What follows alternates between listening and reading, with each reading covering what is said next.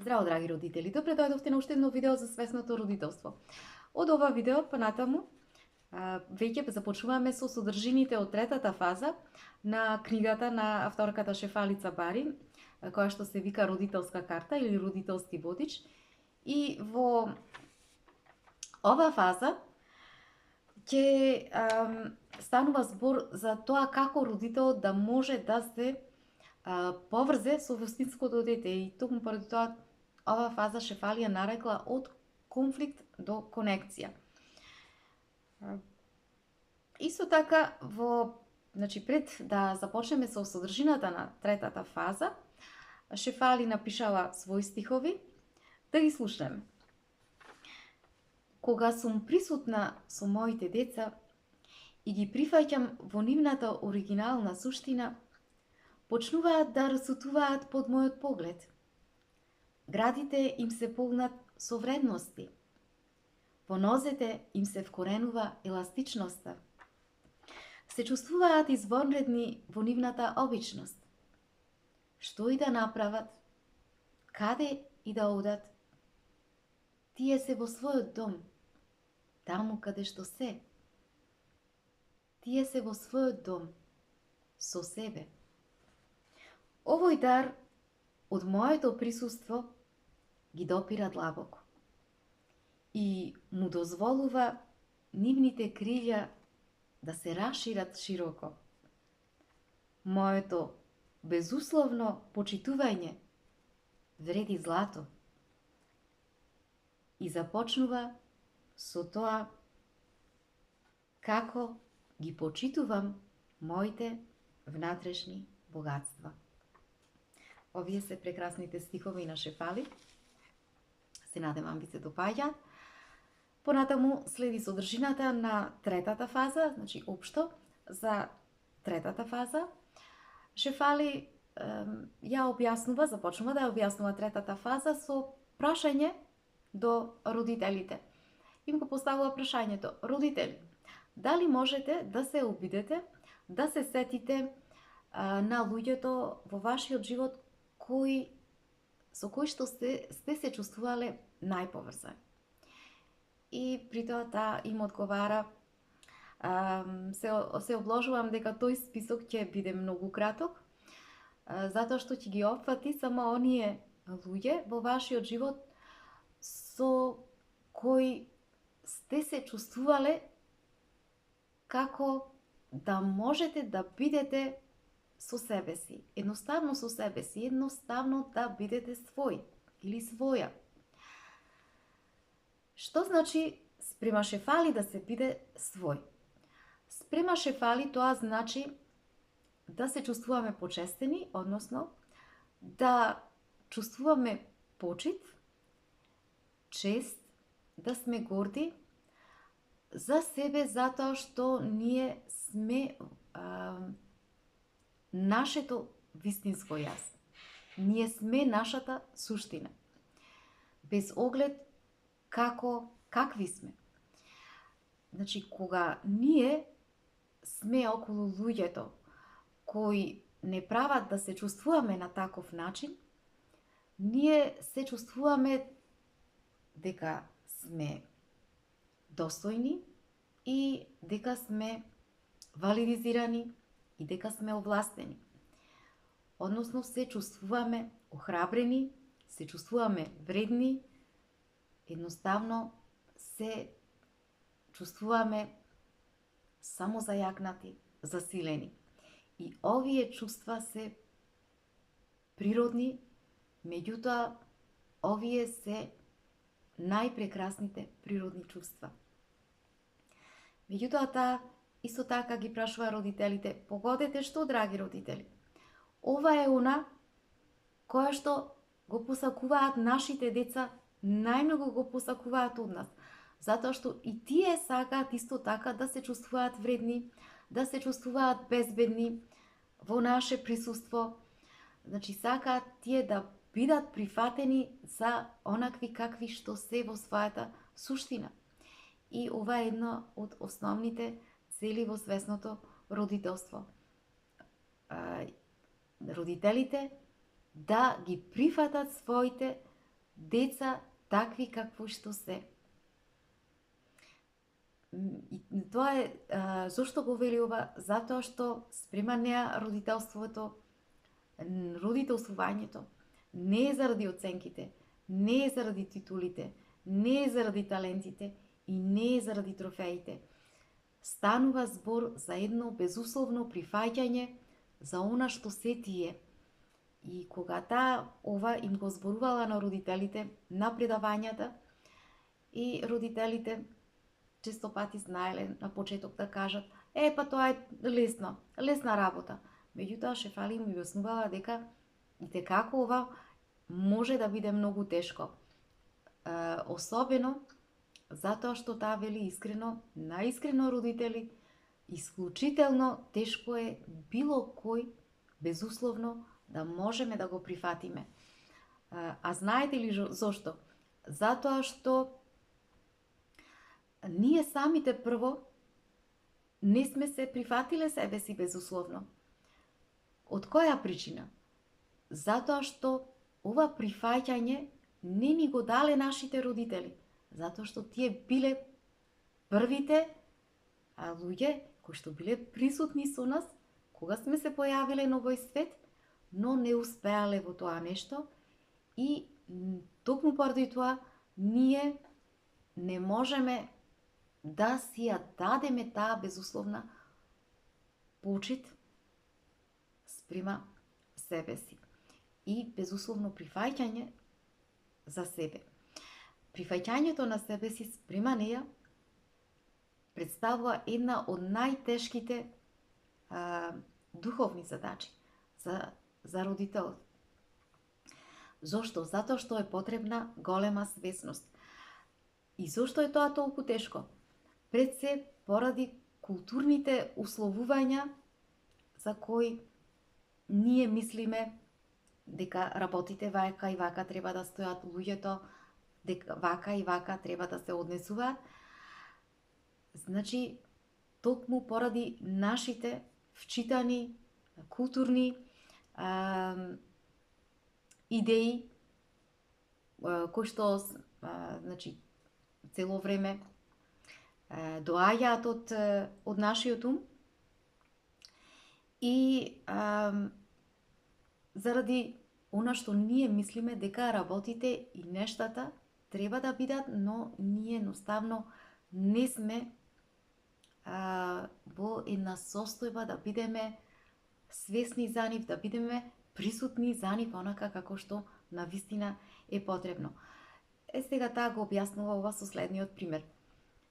Да, ако забележиме одредено цвеќе, кое што е навистина преубаво. Например, да забележиме некоја ружа.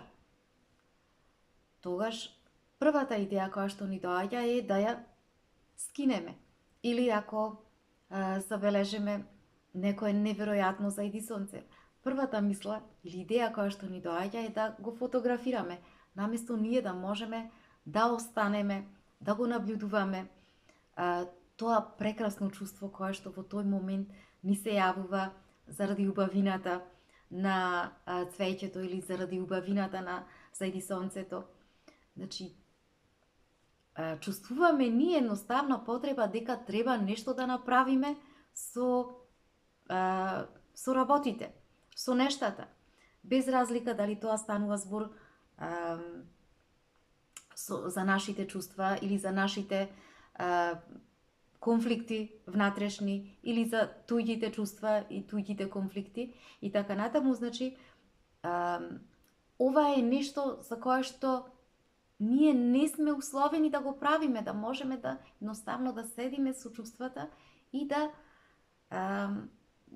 видиме самите себе си што е она во моментот, во сегашниот момент, што го чувствуваме. Да останеме со него и едноставно слободно да можеме да го доживееме тоа чувство и да го отпуштиме. Наместо тоа, ние условени сме да реагираме на нештата. Од тука таа им објаснува на родителите дека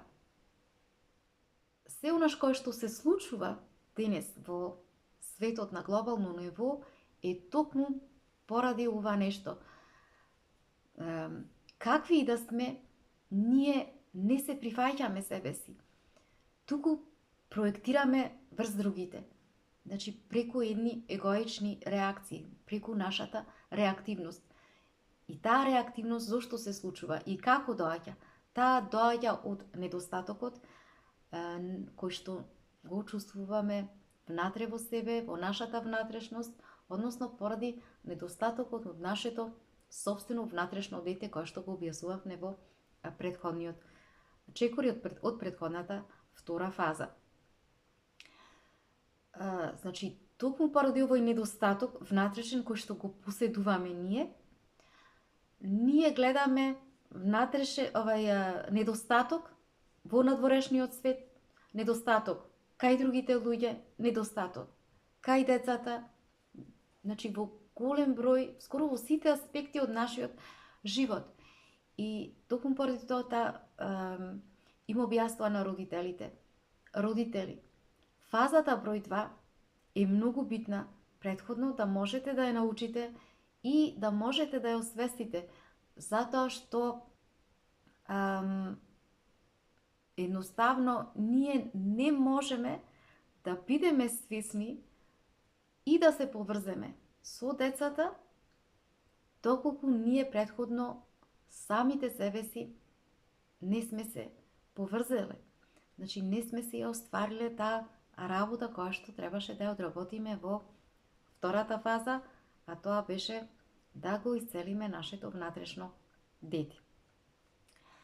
И објаснува понатаму за децата кои што се безусловно прифатени од страна на своите родители, уште кога доаѓаат на овој свет, значи уште како мали, родителите ги вреднуваат и поради тоа овие деца доживуваат една незаборавна достојност. Што значи тоа?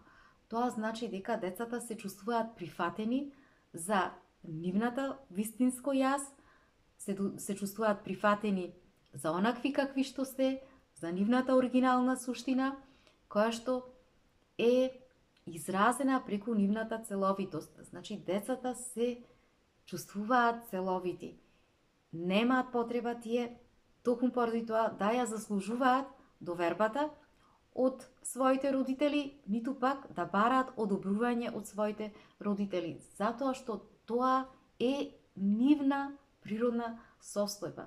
Значи, родителот само ја потврдува нивната природна состојба, исто како што е и дишењето. Ние немаме потреба да мислиме за нашето дишење, да обрнуваме внимание, да бараме потврда за нашето дишење. Затоа што дишењето е природна состојба, така и вредноста наша. Значи, децата, кога се потврдени, кога им ја дадена нивната вредност, тие не мислат повеќе на нивната вредност, затоа што сметаат дека е природна и не обрнуваат внимание за тоа. Значи, тие немаат потреба да се докажуваат преку титули, преку медали. Едноставно тие се чувствуваат дека тие можат да ги постигнат тие медали преку нивната природна состојба, затоа што се потврдени, затоа што се слушнати, затоа што се видени. Значи, основната желба нивна, која што истовремено вродена желба, затоа велиме дека е природна желба, да бидат видени, кај нив е веќе остварена и токму поради тоа велиме дека овие деца од мала возраст се веќе остварени. Остварени се во нивната природност. И токму поради тоа што тие се испочитувани за нивната автентичност, тие развиваат, природно ги развиваат и ги надополнуваат и ги градат понатаму нивните природни квалитети кои што му доаѓаат како нивна природна моќ, а тоа е самодетерминизмот, само иницијативноста, само зајакнувањето и само управувањето. Значи, овие деца се способни се тоа да го направат затоа што се тие цели универзуми за себе. Децата кои што се со само почит, исто така Шефали објаснува дека иако тие се видени од своите родители, значи иако се свесно родителствувани, не значи дека овие деца, додека се мали, дека нема да плачат пред заспивање, дека нема да доживуваат тантруми, дека нема да бидат изфрустрирани, дека нема да прават грешки, дека нема да добиваат слаби оценки, понатаму кога ќе пораснат, дека нема да изгубат работата, да одредено работно место, или дека нема да се разведат. Затоа што животот е подеднаков на сите. Без разлика, ние, значи, дали децата се видени, испочитувани од страна на родителите или не, животот е подеднаков за сите. Значи, тој ќе фрла непријатности врз сите. Разликата е во тоа што овие деца, кои што се видени од страна на родителите за она што се во својата суштина и може и преку тоа ги развиваат сите овие природни карактеристики, тие се способни да сами да можат да се поддржат од своите собствени внатрешни ресурси, затоа што овие карактеристики се нивните природни ресурси, значи способни се сами да можат да ги искористат тие ресурси и за да се справуваат со тие тешкоти, со тие непријатности кога ќе им дојдат во нивниот живот.